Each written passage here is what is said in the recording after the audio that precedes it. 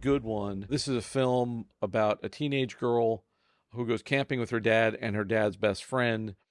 And it's directed by India Donaldson. The story is incredibly simple. It stars Callias, James LeGros, and Danny McCarthy, and it's basically a three-hander. These people go out in the woods where there are other people that interact with them, but it's really about the three people. And it's one of those classic things where it's like the the dad and this friend that he's had from college, or they go on this camping trip every year, and they usually take their kids. But the one dad is going through the best friend is going through a divorce, so his kid is pissed at him and he doesn't want to go. So it's just the three of them that end up going. Everything is really told from the teenage girl's point of view. It's very much her story. It's very personal, and I said in my review, probably too personal for some people. And there's basically the whole plot of the film is three people go camping. One person says something to another person that is triggering, and would in a I'm trying not to give anything away, which is difficult, but like it's basically like if this were a point in any other movie, it would have been either the inciting incident of the film that kicked off the plot, or the first maybe turning point in a drama that would kick act one and act two. And here it's just the climax. Like it's the thing that is said and then the aftermath of it. And in a way it's not that satisfying. There are no car chases or explosions. It's basically people walking through the woods. It's like a river runs through it, but without the really expensive cast or the fly fishing. And but I got out of the movie. I saw it with a very small group of people who I thought were all journalists. I thought it was just critics seeing this film, but they were actually a couple of like just moviegoers in there. And the one woman, I said, what did you think? And she said, every man should see this movie. And I was like, oh, and I said, well, I qualify. And it was just a much different experience, I think, for some people. But I think the biggest mistake people would make with it is expecting it to be something it's not, because I thought it might. I was like, oh, three people in the woods. What do we got? We got like, is it gonna like something's gonna happen to the girl or the friend, and then they're gonna have to drag her out of the thing, and it's gonna be like a survivalist, or there's like a bear or something that's chasing them, or or something's they're gonna get. There's at one point these three other guys come along. I thought it's gonna be like an invasion movie, except it's a tent, kind of thing. None of that happens. It's just like a movie where not a lot happens, but it's still very thought provoking, and the acting is terrific. It's some of the most realistic dialogue you'll ever hear. It's some of the most naturalistic acting you'll ever see. But it's a real indie, and it's by the time this runs, it'll probably be on like VOD. But I definitely check it out.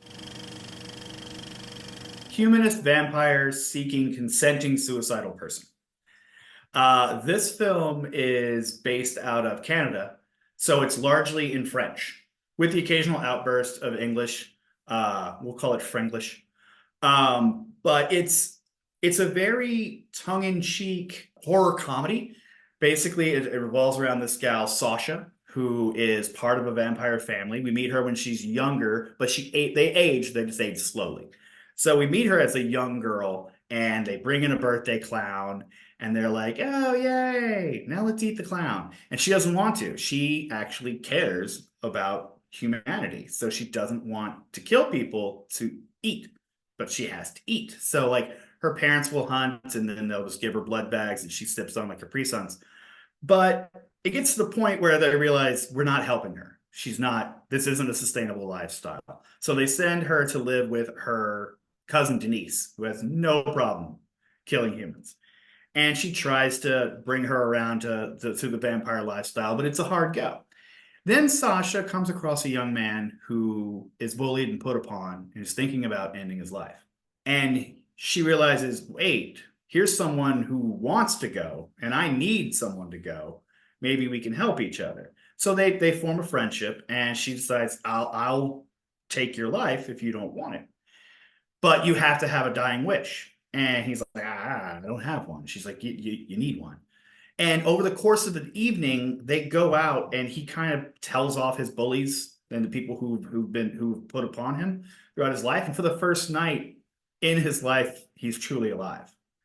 And it has this youthful, romantic kind of vibe to it, like Nick and Nora's Infinite Playlist or I Love You, Beth Cooper. Just, a lot more blood. But really cute, big heart. Like I thought it was a very sweet film despite its subject matter. I have an issue with like the vampire family thing. Mhm. Like vampire, do they have? Aren't they like dead? Like, It's how does that weird. work? I think they adopt each other, They just sort of group group up, for safety in numbers. In other words, this is not like she had a vampire father and a vampire mother, and they had vampire babies, kind of thing. They were just more of a clan, like sort of a maid family rather than a nuclear It's family. never explicitly stated. Oh, okay. So I think it allows conversations like this to happen, which is always good for a film.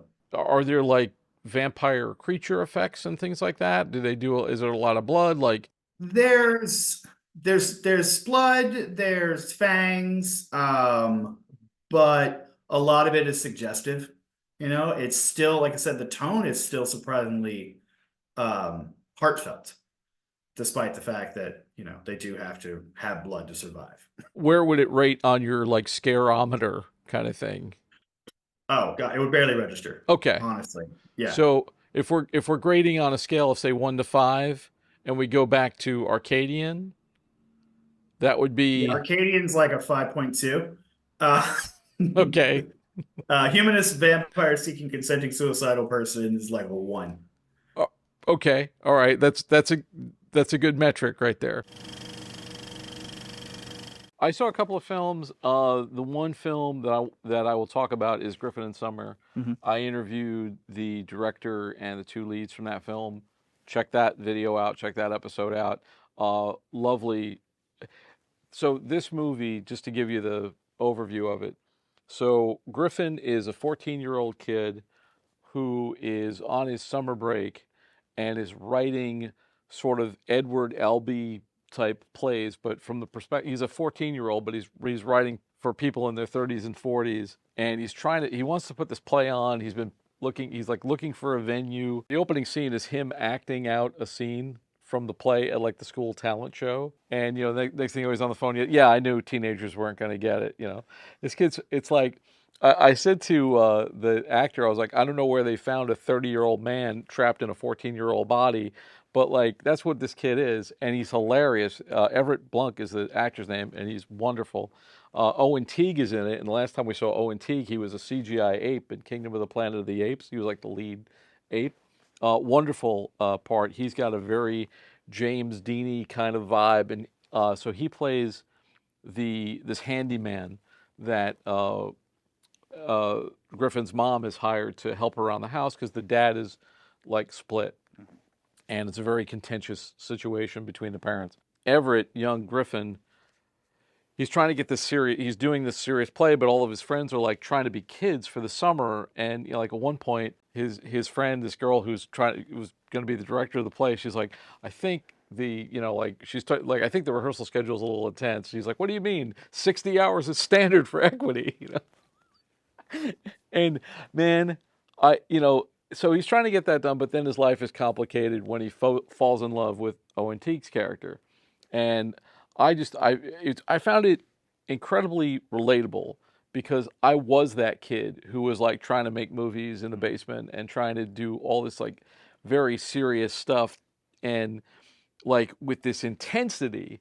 And you like, I don't know if this ever happened to you, but like you have this thing that you're trying to accomplish and you can't imagine why everybody else in your life is not trying to accomplish it with you. Right. You know what I mean? Like why isn't this important to you? It's so important to me that you have like tunnel vision, and it's a teenage thing, and it's really the story of like a kid kind of learning how to be a kid, And one of the fascinating things I thought about it, because I guess because I'm of a generation where, so if you made this movie in the 90s, for instance, if there was, which this could have been a 90s indie film, like this is just a film about humans. Yeah. There's no robots, there's no spaceships. And there would have been a much bigger deal about this kid discovering his sexuality and realizing he's attracted to this man. That would have been a whole drama. Nothing is said of it. They just go, it's just like, and I think that's a reflection on society. I think it's the way kids are raised today. And it's much, much healthier. Because if this film was made 30 years ago, I mean, correct me if I'm wrong, but this would have been like a whole identity crisis movie about this kid coming to grips about how he was raised and how he feels. But none of that happens. Griffin in his gay summer. Yeah, exactly. There's some really lovely scenes between the two characters, between Griffin and the handyman, where you can see that the kid is just like admires this guy because he's been to New York and he was a performance artist who's a terrible performance artist, and the scenes of performance art are hilarious. But like, he just admires him because he went out to New York, and that's where he wants to go. He wants to leave his small town upbringing. It's a real coming of age story, but it's a little bit in reverse because it's like a kid trying to learn how to be a kid. Right, yeah. You know what I mean? And it's beautiful. Like, it's a really beautiful and very, very funny. Is it a period piece? No, it's now. It's set. Yeah, it's wow. set right now, which I thought was great. But like great. Now I don't know what this film is going to do in terms of distribution, but I hope it'll get somewhere. I think it'll get somewhere. I mean, just off of like Owen Teague's name alone, because he was just in a big giant tentpole movie. Yeah. But and the Griffin's mother character, that's Melanie Linsky. Yes? Right, and yeah. she's very sort of she's the mom, but she's like sort of a special guest star in her son's life, because she's going through all this drama with the dad. And the funny thing is like if you shot that movie from a different perspective, it could be about this mother struggling to keep her life together and not destroy herself drinking too much wine while she's trying to raise this really like precocious young kid. Hunters on a White Field from Sweden. It's about these two experienced hunters who work at the same firm, and they bring one of the other guys from the firm to go hunting at one of their brother's cabin. It's going to be the last trip there because his wife has grown disenfranchised with the men's riotous, debaucherous actions, and so she's going to put the kibosh on them going to the cabin. So it's like the last hurrah. And so they go out and they're hunting and they're bonding and they're take him under their wing, and it seems things are going well. They're bonding in the way that men do. But then one morning they wake up to go out to do their hunting for the day, and all the creatures are gone. The forest is silent. There are frogs. Oh, she really put the kibosh on this. Right. Like, she was like, voila! But there's nothing to hunt. And then that sort of rams up against the masculine idea of conquest, of victory, of there's nothing to conquer. Exactly. Like we came out here to prove our dominance over nature. So they hunt one another. And it really toys with the ideas of masculinity, the destructive nature of the need to conquest, of the need to be a winner, of the need to establish dominance over one's domain. It plays with time and with perception. There are parts of the film that I will admit I didn't quite get, but it's definitely... Do you have to be Swedish or something to get them, maybe? I don't believe so. It is really funny. At one point in the film, they're talking over a concept, and one of them says, look, to put it in plain Swedish, and that's in the subtitles. So I was like, okay, so that's a phrase everywhere. That's nice. Right. I will definitely watch it again. I think it commands repeat viewings, but it was a great feature. I really enjoyed it. I used to watch a lot of Bergman films when I was like younger, and I was like, I know this is good, but I don't get this, but I'm going to keep watching it until I get it, And I remember my friend and I was like, we just determined that Swedish was like you took English, put it on a record player, and then wound it backward. Like but it does. The great thing about it is it does.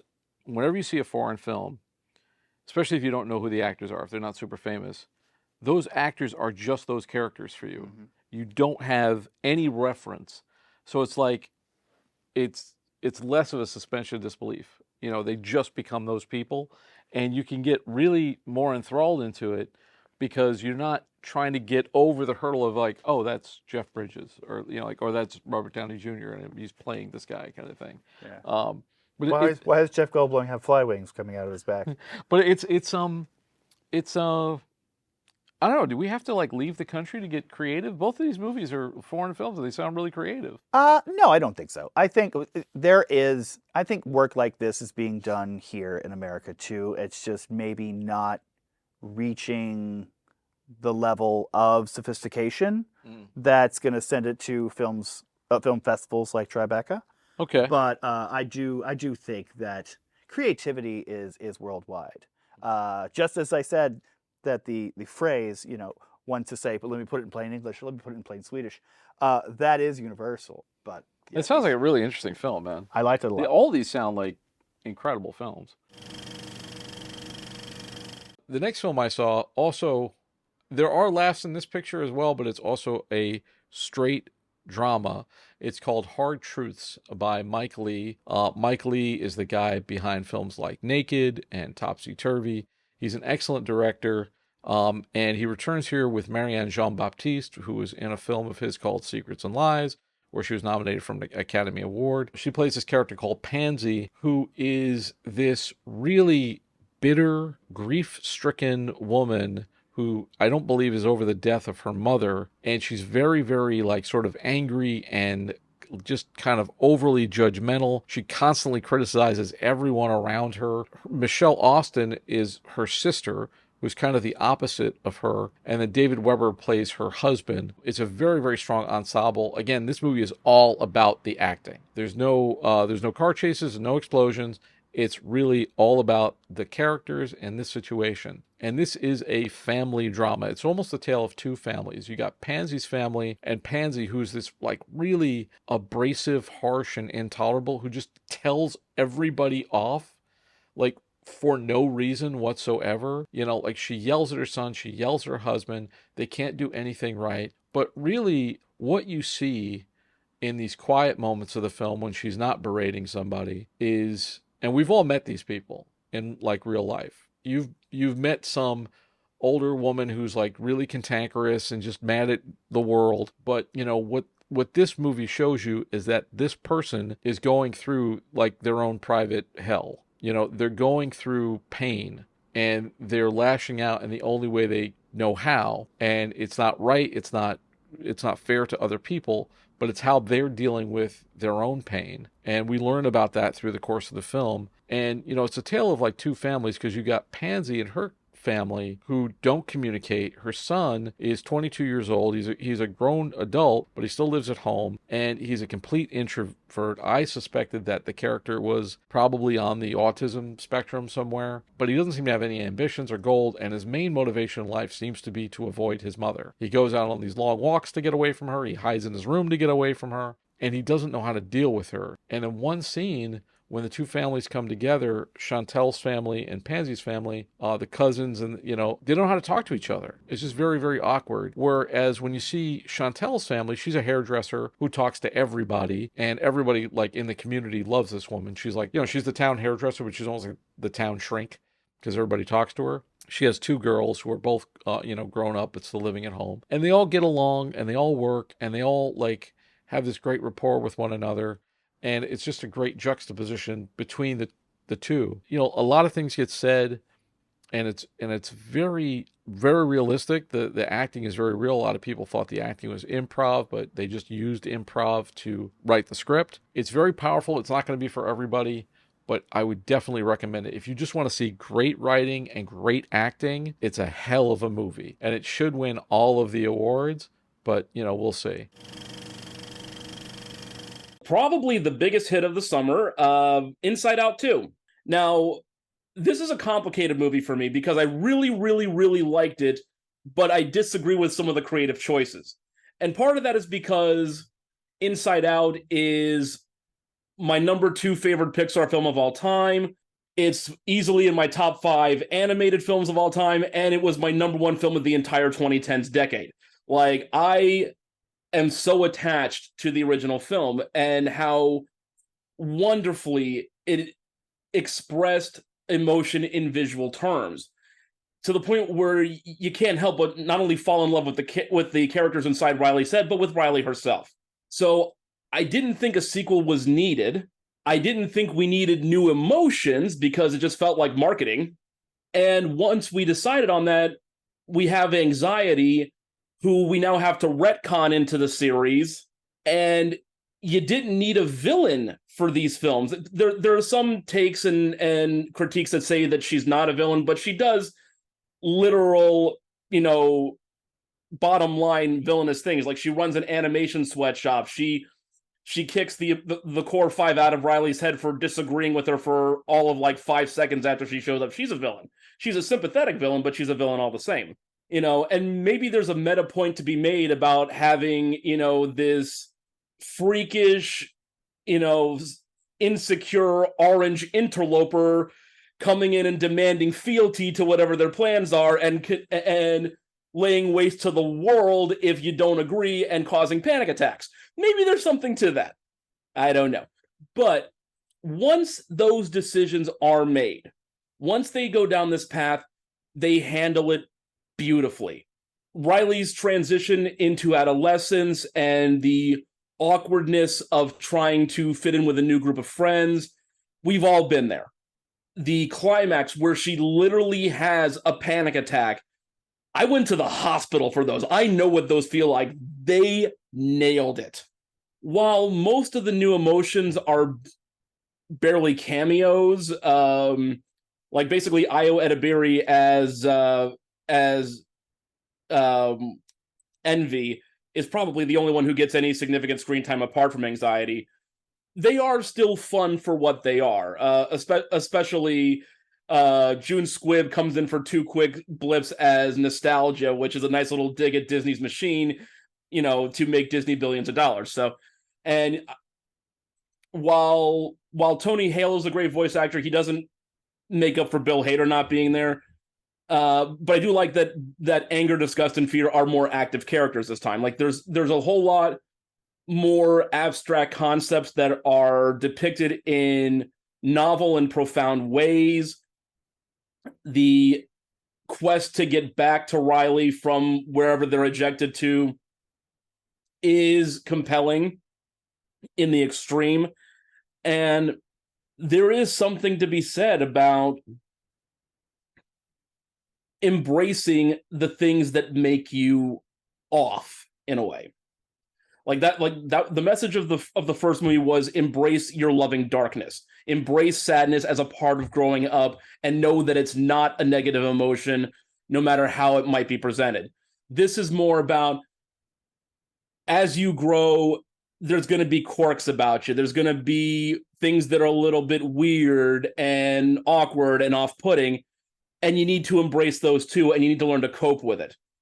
Again, some of these things weren't needed, but once they did it right. And while it's not top tier Pixar, it's the best we've gotten in a while. And in a studio that has a kind of hit and miss record with sequels, like, this is much closer to Incredibles 2, Toy Story 2 than it is to Monsters University or Cars 2 or Finding Dory.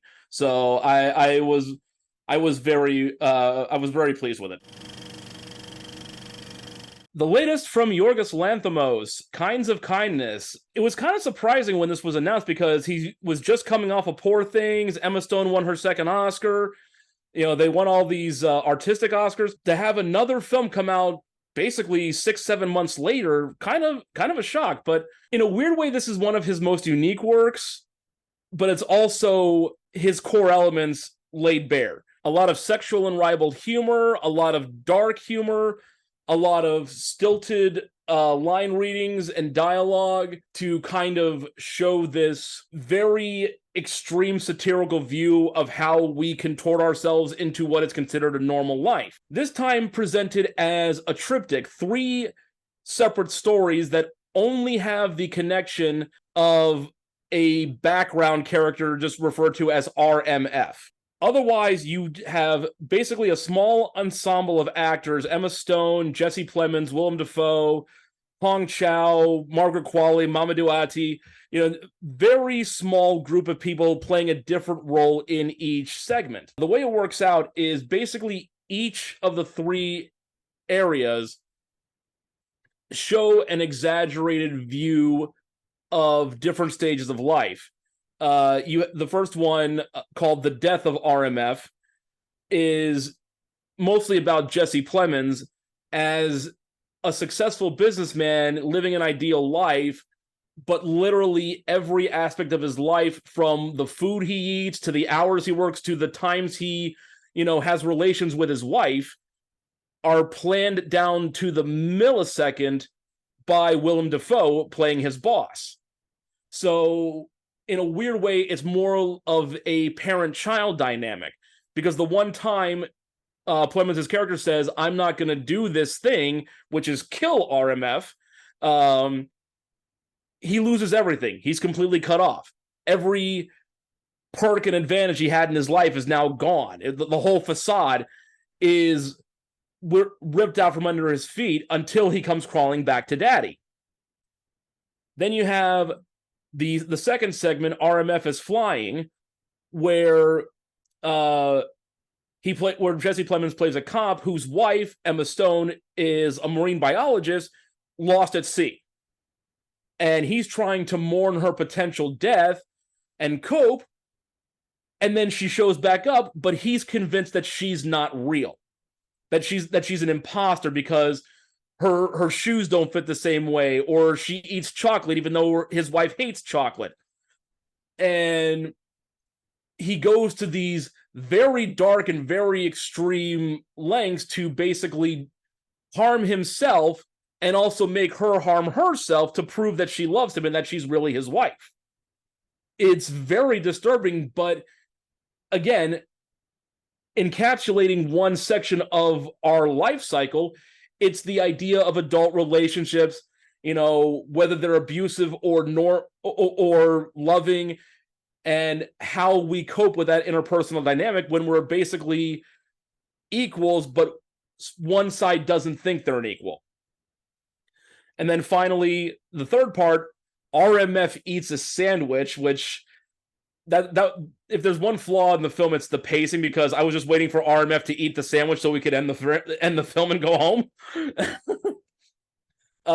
Stone and Plemons are members of a sex cult run by Dafoe and Hong Chow, and they're looking for a woman who's prophesied to be able to resurrect the dead. Margaret Qualley playing a set of twins in this series.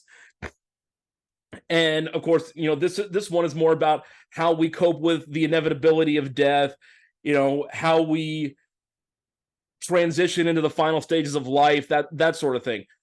Jesse Plemons, I believe he won Best Actor at Cannes for his 3 stellar performances, nomination worthy, certainly. I hope to hear his name called in January by the Academy. He certainly deserves it. Emma Stone, of course, was great as always.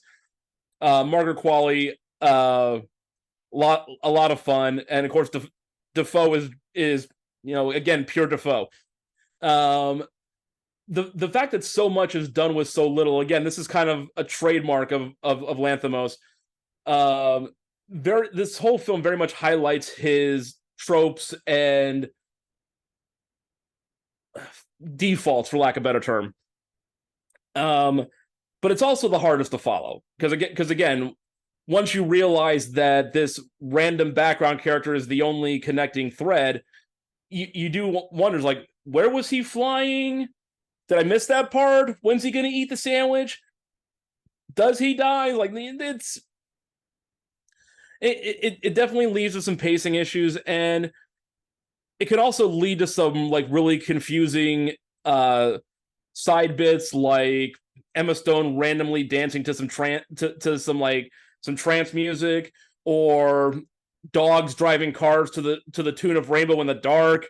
Like there's some moments that are just decidedly odd, and because we're doing this in 3 short stories rather than an overarching narrative, it can be confusing at times. but it is still highly creative.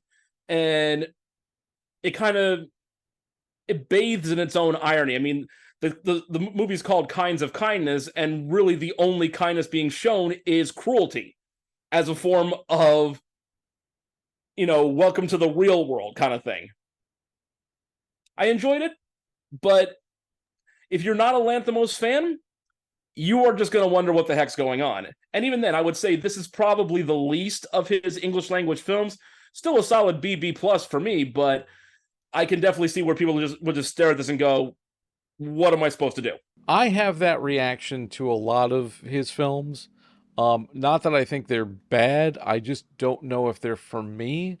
And I think he's one of those acquired taste filmmakers that you either get or don't. I liken him to a Wes Anderson, where it can be hit and miss, and he's got his own distinct style, only he's much more, graphic and dark in a lot of areas than while Anderson is more quirky and light. But again, if you're not into it, if you don't acquire the taste, it's just going to fall completely flat for you. Little Death by Jacques Beger. This film won the Next Innovator Award. So, they have their U.S. dramatic, they have their U.S. documentary, but then they also have this Next program where they have films I don't quite understand how they fit in. And I can understand why this movie got into this program, because it is a trip. It stars David Schwimmer as a Hollywood screenwriter named Martin Solomon. And when you're watching the film, it starts with narration from his character, which then you learn is actually a character he's writing. But his narration does sort of continue through. And it's about self-medicating while also being over-medicated.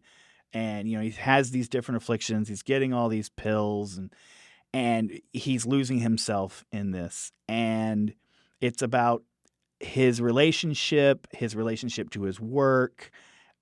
He's a writer on a hack TV show, and he really wants to be a very strong independent filmmaker. He wants to be an authentic voice. And after, I can't say too much, because after a certain point, it's no longer his story.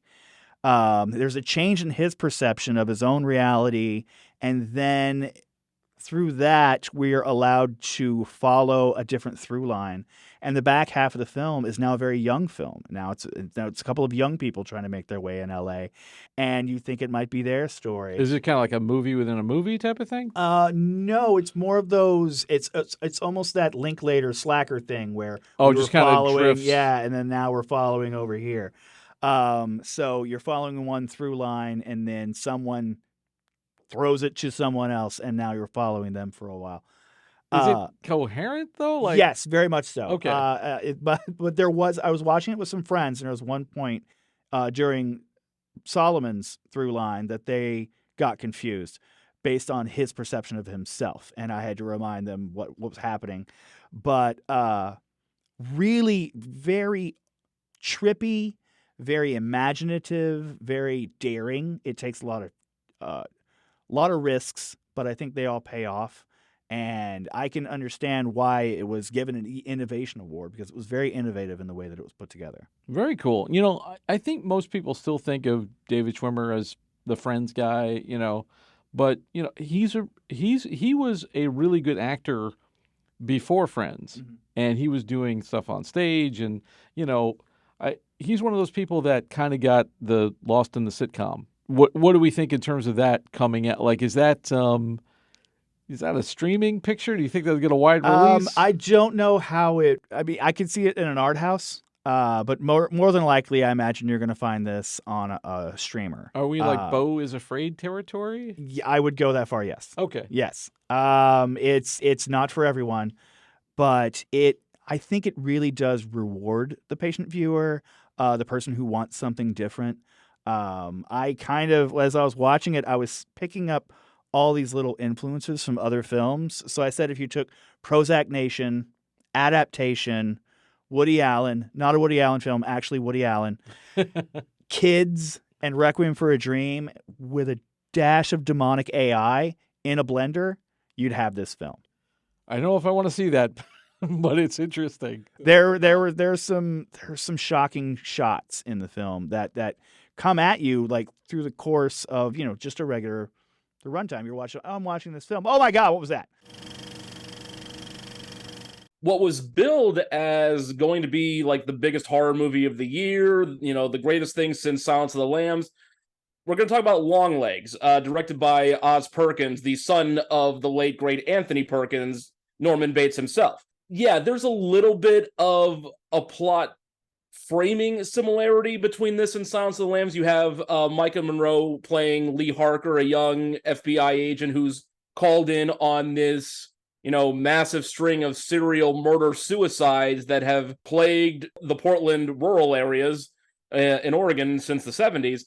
And there's this whole thing about like satanic cults and Zodiac-style coding and messages where all the murders and all the suicides are tied to this devil worshiper called Longlegs, played by Nicolas Cage. There's a lot of fun ways that they connect the scenes to each other. The editing is really well done in this like standout achievement as far as that is concerned. I think it should get Academy consideration just for that. It's the whole thing where she's trying to piece together how all these murders happen, and of course she herself might be connected to them in ways she doesn't realize, given her own past, given her ultra-religious mother, played by Alicia Witt, who's a veteran of the horror genre. Watching the actual chase, for lack of a better term, that's a lot of fun. Watching Nicolas Cage continue to earn that Lifetime Achievement Award we gave him earlier this year. I just absolutely love,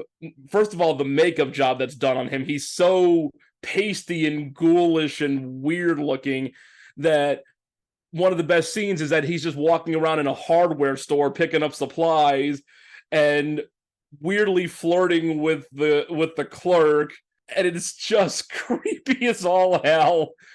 But it's in a way that only Cage can pull it off. Anywhere else, you would think this was like a Tommy Wiseau performance, but here it's just pure distilled Cage.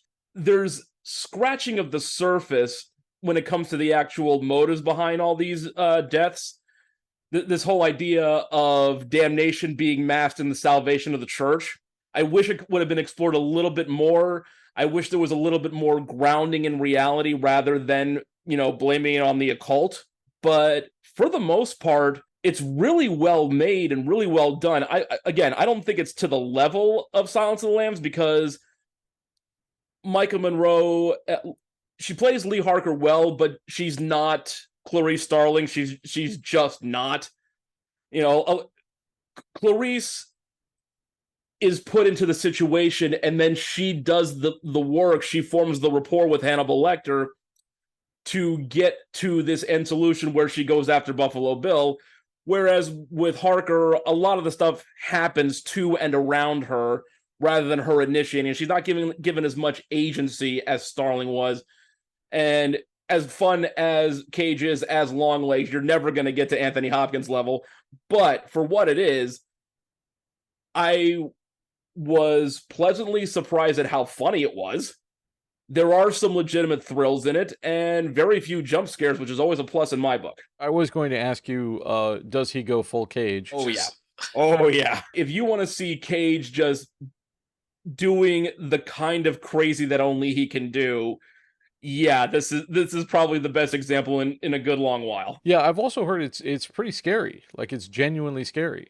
There are some truly disturbing moments. I don't know if I was ever actually scared or truly worried, because again, the tension is rooted in satanic ritual rather than anything that could be grounded in reality. So that I can only suspend my disbelief so far. But again, for what it is, it works to tremendous effect. And you can see how far the apple fell from the tree with Oz Perkins. Again, Norman Bates' son helming this project. And you can see those little nods to Hitchcock and to his father's work peppered throughout here, never being truly derivative, just saying, I know where my bread's buttered, I know where I came from, I'm not going to pretend I don't.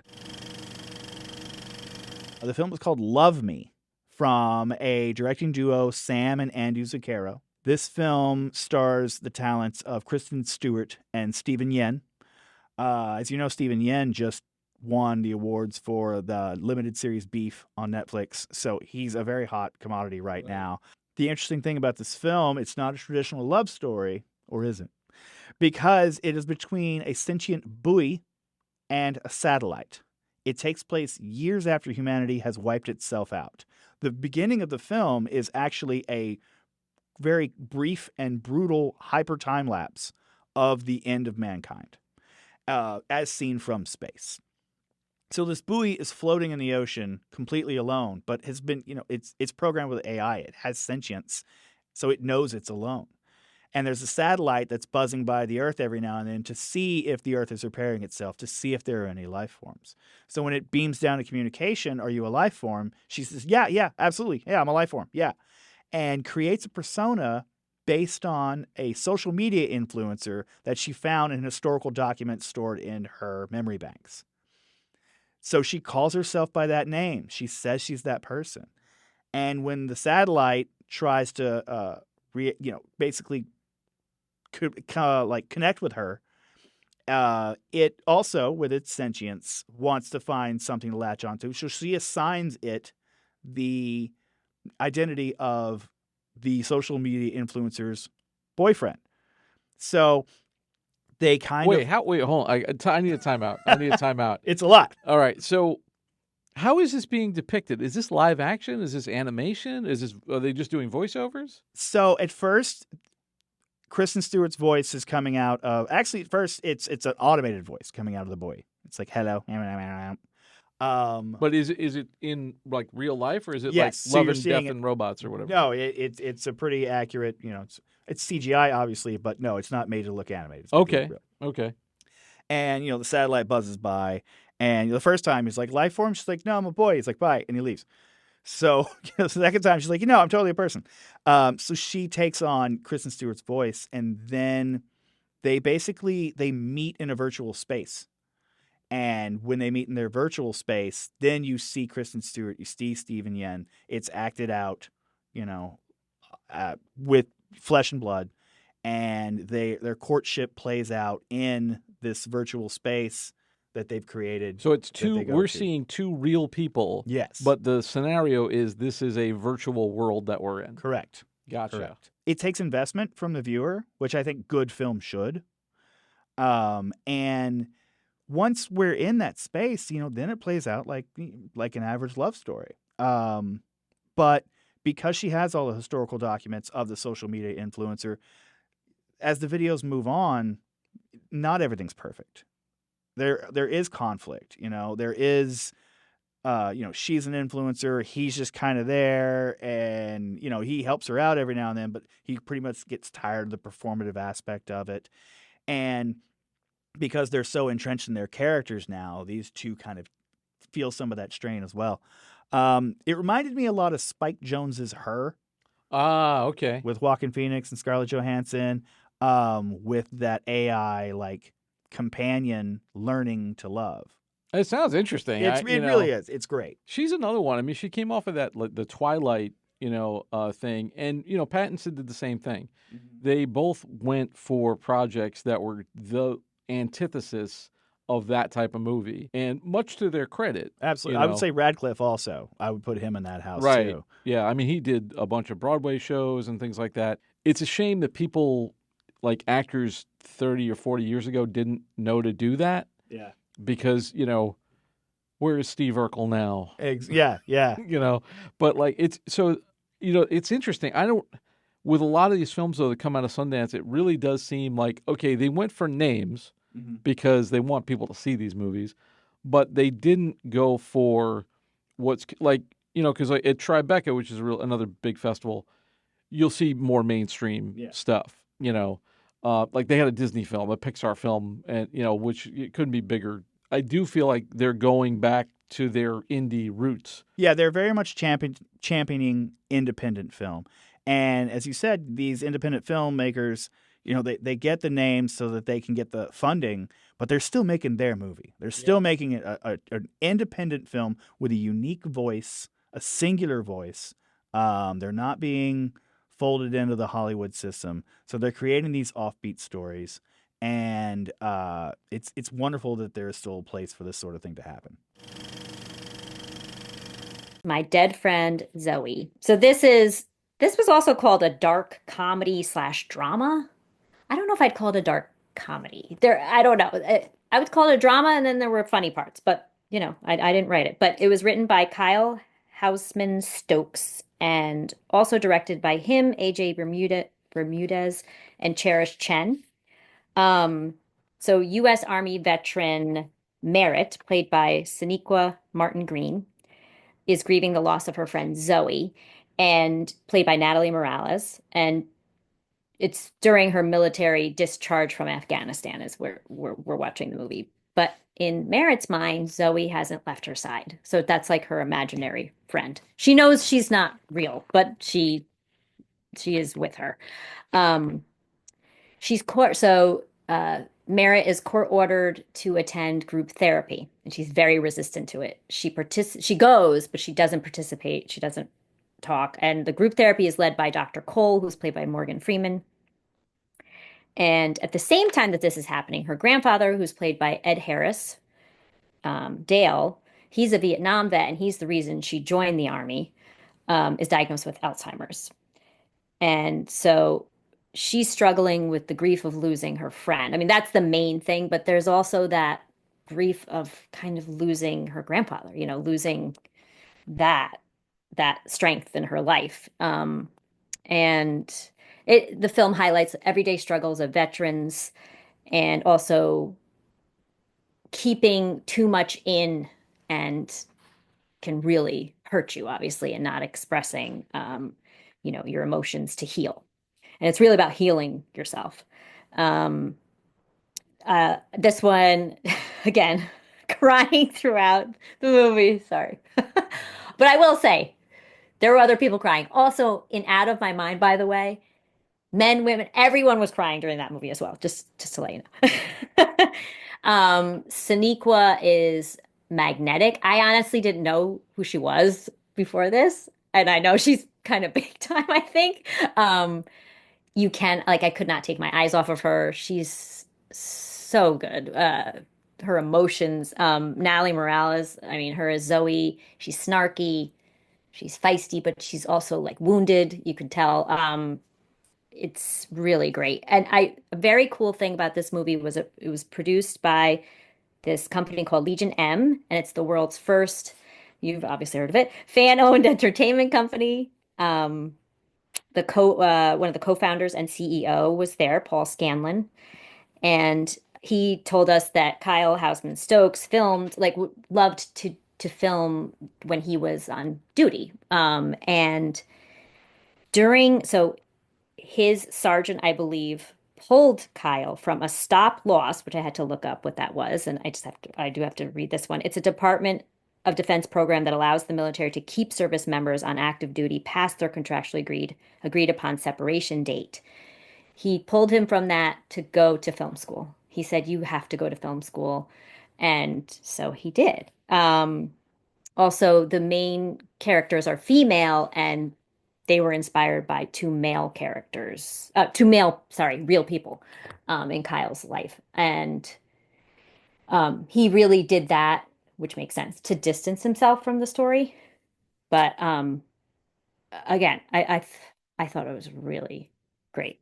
Really, really great. And I'm not an opponent of the military. I'm not like, I don't know a lot about it. And I think no matter really what your feelings are maybe on it, I think it'll touch you, if you see this movie. It was really good. Okay, so there's two things that are really interesting. So I don't know if people caught we did a lot of coverage of Tribeca this year. We did a lot of episodes about Tribeca. We actually interviewed Kyle Houseman Stokes Oh, cool. because he Okay. was the one of the creators of a series called Shonky, which was part of their new television program at Tribeca. So we actually sat down with him and his partner Sean Quinn on that project. Got a great interview with them. You can check it out. It's on the Tribeca playlist on Awesome. YouTube. And then I also, years ago at Comic Con back in 2019, in the before times, Mhm. interviewed Jeff Anison, who is the co-founder of Legion M. So Oh, okay. we have an interview with him as well, and he talks about the genesis of Legion M and like what they did. It's a great company. They've worked with a lot of great artists and stuff. It's really interesting and inspiring, kind of what they've been doing. I don't know how well they're doing now, and they did like a bunch of they did I think they did Jay and Silent Bob reboot with Kevin Smith, who we also just had on the show. And then they also did movies with like Anne Hathaway, and they've done some really good projects, and they're definitely worth checking out. It's called The Imaginary. And I have to emphasize the Imaginary, not Imaginary. That's a completely different film that came out earlier this year. A really bad horror movie about a demonic teddy bear that borrows a lot from Beetlejuice and doesn't acknowledge it. This is an anime film from Japan, directed by Yoshiyuki Momose, who is, for animation fans, he is a veteran of Studio Ghibli. He's worked on the likes of Spirited Away, Princess Mononoke, Porco Rosso, like all those films. So his bona fides are well in order. This is a film about imaginary friends, which we've also had this year in the form of If, directed by John Krasinski and starring Ryan Reynolds. The big difference here between The Imaginary and If is that The Imaginary has more imagination in the first 2 minutes than either film has in their entire runtime. Basically, it's set in London. It's based on a children's book. You have this young girl named Amanda who has an imaginary friend named Rudger. That's Rudg, not Roger, Rudger. You find out pretty quickly why Rudger exists. But the film introduces him by saying, like, I'm an imaginary. I live in this world that is completely created by Amanda's mind, and you see it come to life on the screen, where the possibilities are endless and the sky is the limit as far as what you can come up with for their little adventures in the attic. The danger comes in the form of our villain named Mr. Bunting, who is voiced by Jeremy Swift in the English dub. You have a strong English voice cast, including Haley Atwell and Cal Penn, Roger Craig Smith. Really good English cast. Mr. Bunting is an unnaturally old man who eats imaginaries to stay alive. Like devours them like Pennywise. Amanda and Roger basically live by 3 rules. No matter what they do, 3 rules. No disappearing, keep each other safe, no crying. I guarantee you, rule 3 will be violated often while you're sitting there. You are going to get the feels a lot in this film. There's a tragic accident, and it looks like Roger is about to disappear. Because when an imaginary is forgotten, they fade from existence entirely. He's then saved by a cat named Jinzan, that's Cal Penn, who leads him to a library where all these imaginaries who no longer have their kids live, and in essence work as day players for other kids' imaginations, which is a great concept. It's like, oh, this kid wants to have a space adventure, but he only has a stuffed tiger. He needs a whole crew. Let's all go into his brain and help him. Like, that is so creative. And it reinforces this really great idea that it takes place in a library. Amanda and her mother own a bookstore. Reading can set your mind ablaze, can get the creative juices flowing like nothing other. Hell, there's a pivotal character in this film. I won't explain what he does or why, but in the English version, he's voiced by LeVar Burton. Take a look. It's in the friggin' book.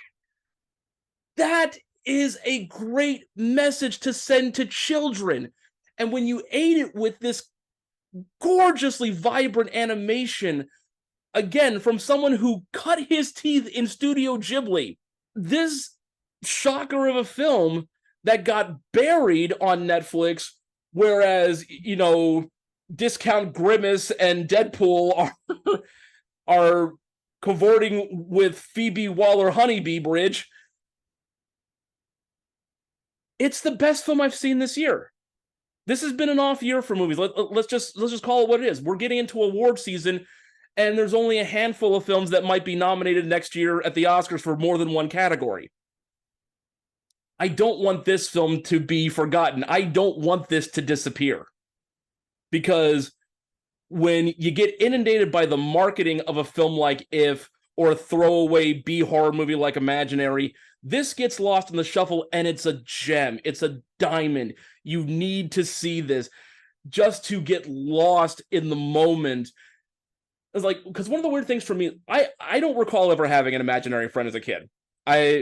It just wasn't part of my psyche. I talked to myself and I lost myself in video games, but I don't think I ever had an imaginary friend.